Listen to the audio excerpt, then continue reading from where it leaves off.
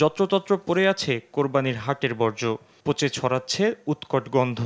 নির্ধারিত সময়ের মধ্যে বর্জ্য অপসারণের কথা থাকলেও রাজধানীর বিভিন্ন গরুর হাটে দেখা যায় বর্জ্যের স্তূপ। সোমবার সকালে রাজধানীর তেজগাঁও, মিরপুর, ধোলাইখাল সহ অনেক জায়গায় দেখা যায় এ চিত্র।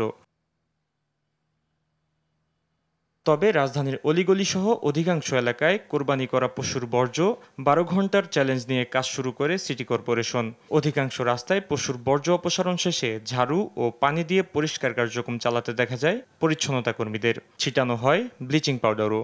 ঢাকার ২ সিটি কর্পোরেশন মিলিয়ে প্রায় ২,০০০-এর বেশি পরিচ্ছন্নতা কর্মী নিরবিচ্ছিন্নভাবে চালাচ্ছেন অপসারণ কার্যক্রম। হাটের ইজারাদার থেকে শুরু করে সিটি কর্পোরেশন ও হাট ব্যবস্থাপনায় থাকা সংশ্লিষ্টদের বর্জ্য অপসারণে ধীর গতিতে ভোগান্তি বলছেন স্থানীয়রা। রাস্তাঘাটে চলাচল দুর্গন্ধ, ময়লা নিতেছে না, রাস্তাঘাট অপরিষ্কার, ময়লা গন্ধ।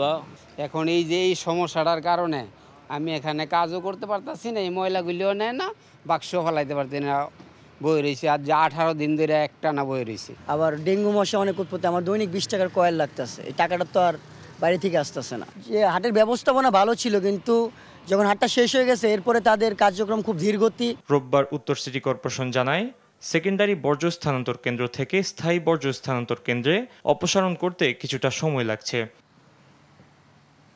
ফাহিম ইউসুফ, দেশ টিভি, ঢাকা।